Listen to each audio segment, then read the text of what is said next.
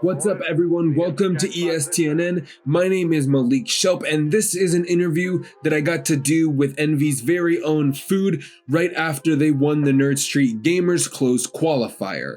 Without further ado, let's get into this, and if you like this video, drop a like and hit that subscribe if you want to stay up to date on all of the new videos that we put out on our YouTube channel. So, what are some things that you love about Valorant, and what are some things that you wish would change? If we're being real, there's just one specific thing that really bugs me is the rope accuracy on split, and I just think it's like every time I die to someone on the rope, it just triggers me. Fair enough. What have your thoughts been about Skye and kind of this flash meta that we're seeing?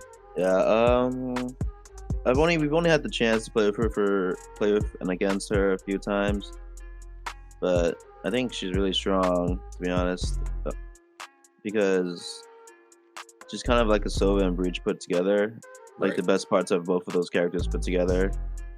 And yeah, I just think she's really strong, but no one's really sure. Right. Well, I mean, it took a while for Killjoy, for example, to kind of get a good implementation and be useful, players to actually get utility. So what are your thoughts on Icebox as a map, since that is going to be, going into first strike in the main event, that's going to be in rotation? The funny thing is when we first practiced it, I thought it was like a really good map. But like now I just think the map's terrible. Right. I mean, that's kind of seemed to be the reception. A lot of people hate it now. Oh yeah, I think it's just not good. What do you think are some things they can do? You think there's just too much open area, or is just kind of well, one of the issues that we talked about was that it might not even be worth running a smoke character because there's just so many things. There's so many things that could be smoked, and like one smoke character isn't enough. And playing two smoke characters isn't like that great. In my opinion, isn't that great for what you sacrifice for it. So yeah. Nice. So what was the solidifying moment that you decided to pursue Valorant fully and leave CSGO behind? Well, boys, we hit the jackpot this time.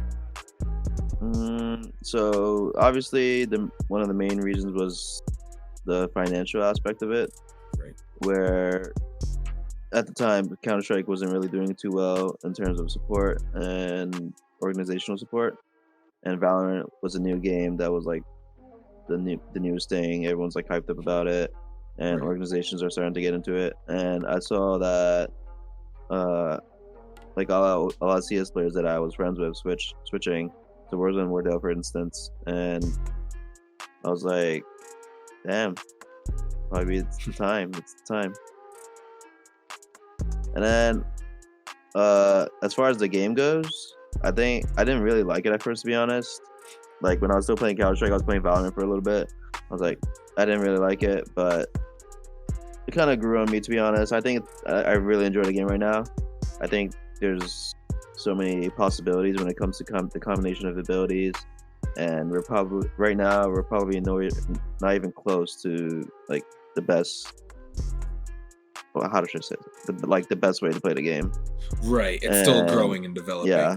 Every week it seems like. So everyone's just kind of playing the game their own way. Like for instance, Cloud9 kind of brought Killjoy to our attention. Like it was a character that we didn't really think was good at the time, but in practice, Cloud9 like gave us a lot of trouble with Killjoy, and yeah, now we're starting to like experiment with her. Nice. So when you were on T1, you kind of had a lot of roles to fill. And at PAX Arena, you played Jett, Brimstone, and Phoenix. How is it now being on a squad where you kind of focus on two agents, it feels like? On T1, yeah, I was kind of like everywhere. I mean, that doesn't really bother me, to be honest. I actually enjoy it. I like playing more than one character. Okay. Because to me, it just keeps things fresh, and yeah, it's just enjoyable to me to play more than one character. Whereas if I'm just like stuck on, I couldn't imagine being stuck on Cypher for every map. Like, I respect the Cypher players out there that just can play that every map. Yeah, poor FNS. He's hard stuck on the Cypher, but I mean, he does a great job with it. I mean, Cypher's one of those one of those agents that you kind of gotta have good game sense, gotta have a lot of knowledge about the maps and everything, a lot that goes into it. Was there a big mentality switch when you changed from T1 to Envy? I didn't find the transition that hard at all. I didn't really find the transition that hard. I kind of just slotted in. I knew FNS really well, and I knew like how he thought about the game and how he wanted to play the game. And we played against him, so I already like know how he likes to play. So there was no issue at all when it comes to that. Okay, nice. And I mean, you lost to Team Envy at Pop Flash as T1, and then you signed to him a month later. So I mean, like it was interesting, that whole dynamic. But ever since then, especially at Nerd Street Gamers, you guys absolutely tore through the bracket. What was going through your head when you were facing T1? It definitely felt good to beat them, but like there's nothing else beyond that. Like there's no beef or anything. It's not that serious, to be honest. But yeah, obviously it just felt good to be my old teammates. Right. Were you familiar with T1's tactics at Nerd Street Gamers, or had they kind of developed some new tactics since you had been on the team? They were very different from when I was on the team. That's probably because they picked up Daze, which is their in-game leader. Right. And so they probably just play the way how he sees the game, and yeah, it's just way different. They played, for example, on Bind. I remember this one very specifically because we kept losing the round to it. That they kept giving up the B bomb site on Bind, and we just didn't know what to do because we've never really run into someone just giving up the bomb site, because most teams fight either in hookah or at the garden. Mm-hmm. And yeah, so that's something that caught us really off guard. Okay, nice. And we've also seen Gen G do that strategy a lot too, where they just kind of completely give up the bomb site and focus on the retake. Yeah, it's becoming more prominent now. Mm-hmm. Why do you think that is? Is it just easier, or do you think like from a tactical standpoint? I'm not sure, because you could argue that if the team knows that you're just giving up the bomb site, if they know that, then they can just walk into the bomb site and you lose. Right. And then, but right now most teams are fighting in hookah or garden, so most teams play for that, and that's why you see them use a lot of utility towards those areas, and then they don't have enough utility for the bomb site because they expect the defenders to be playing there. Right. Kind of like a gamble to get them to use utility. So I guess they do win the utility battle if they play passive and the enemy team doesn't expect it. Right. Yeah, that's very true, and I didn't really think about it like that. And during Nerd Street Gamers, you switched from kind of playing the Raze and Phoenix to slowly start integrating more of that Omen, and then you dropped Raze completely in the playoffs. Was there a reason for it, or was it just kind of based on the teams you were going up against, or? I was just having a really bad time on Raze recently. Like I've been killing myself with the rocket and stuff like that, and I haven't been getting the kills with the rocket. So I just told Caboose, because he plays Raze on split. Right. So I told Caboose, if you're more comfortable on Raze, just take it, and I'll just play Phoenix. And that's just the way it went. Kind of made the switch. Nice. I mean, and that's nice that you guys can make that agent swap, kind of effortlessly and still put on a show. How do you think the bracket would have shaped up if you guys went against C9 Blue for the rematch in the quarterfinals instead of Renegades? Oof. Yeah, I wasn't really expecting, to be honest. Yeah, I wasn't expecting Renegades to be our matchup. I mean, if we were to play Cloud9, there's a good chance we would have lost, and they would have played 100 Thieves would have played Cloud9 in the finals. But I also didn't expect 100 Thieves to beat TSM2, to be honest. Yeah, because of how their previous matchups went.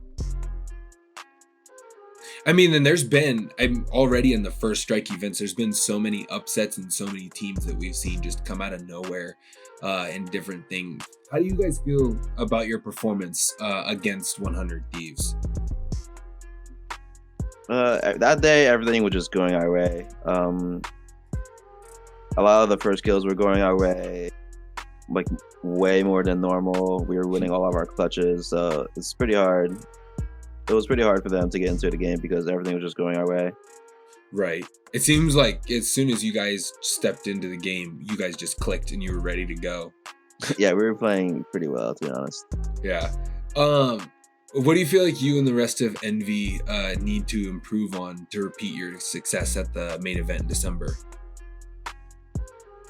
We just got. I think with this new patch, there's gonna be a shift in the meta. I'm not sure how much Sky we played, but I don't think Killjoy we played as much. I think Sentinels might fall out of favor because of their recent nerfs, and some teams might not play Cypher or Killjoy at all. So we gotta prep up for that because this upcoming tournament isn't gonna be anything like the qualifiers. Right. In terms of comps and how the game's played.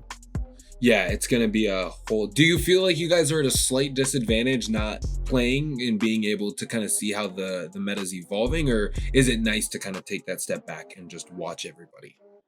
I think it's nice to take the step back because you kind of see for yourself, like, if your ideas you had in mind, if another team already thought of the idea and you see how they, like, play it out, you might not like that idea anymore. So I think it's good to take a step back and watch other teams play. Right. But I don't think it's an issue to not be playing because we always play these teams in practice. So right, we get our reps in that way. Fair enough. And my last question is, how do you feel you've grown as a player so far this year? I think since I started playing the game, I think I've definitely gained a lot of confidence in myself.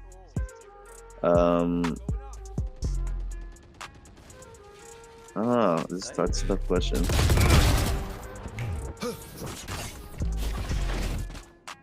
Maybe one more set, I'm not sure. No way, right?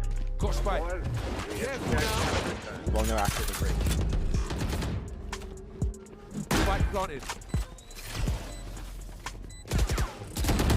One enemy remaining. Hey. Whoa, baby!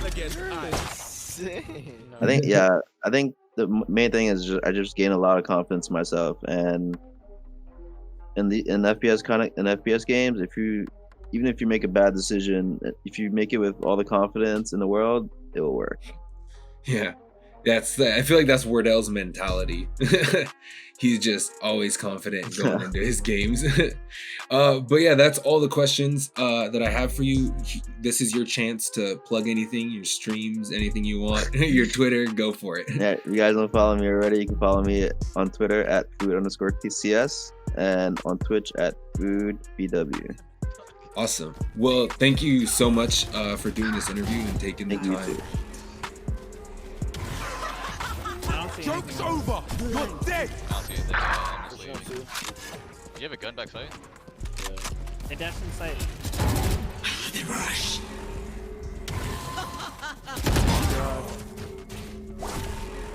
That's it. One enemy remaining. Yes. Oh. Reloading. Oh, that was one. Food. You want to sign my mouse up?